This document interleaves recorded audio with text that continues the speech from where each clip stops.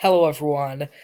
And with the current popularity of superhero team up films, it looks like M. Night Shyamalan wanted one as well.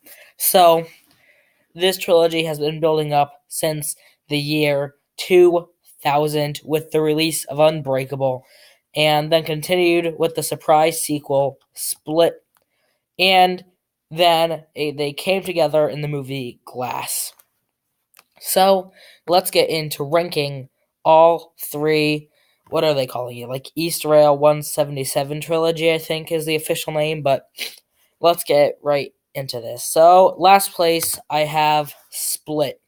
Now, I don't really enjoy this movie. Like, I understand why lots of people like it, and I can see why. And there are some aspects of it I enjoy, and some ideas that I enjoy, and some characters that I think are well written. But overall, I don't really enjoy the movie watching it. It's just so it's kind of boring, and just all the different characters within inside Kevin's body make it hard to actually focus on a character, and it kind of makes it hard to actually care about what happens. And then the two other girls that get kidnapped besides Casey just die pretty much immediately, and they don't really have much to do. They just kind of are gone for most of the movie. So there's really just one character who you get all the backstory for just through some flashbacks. So overall, I think that it's an okay movie that could have been done better. I don't know. It was kind of disappointing after seeing Unbreakable, but I don't know. It's okay. And in number two, we have Glass, which I actually really liked. I really enjoyed Glass. Just throughout all the acting, especially Samuel L. Jackson, he was so good in this movie, returning as Mr. Glass. And I think James McAvoy was brilliant in this movie. Like, he was good in Split, but this is just even better because he's not the only main character. So you could kind of swap through the different personalities within him without detracting from the movie, and just the way that he switches right in front of you. Like in Split, he would switch like in between scenes, but in this movie, he just literally switches right in the middle of a scene sometimes. And just even David Dunn, he works really well, and it's really cool to see David Dunn and Mr. Glass meet.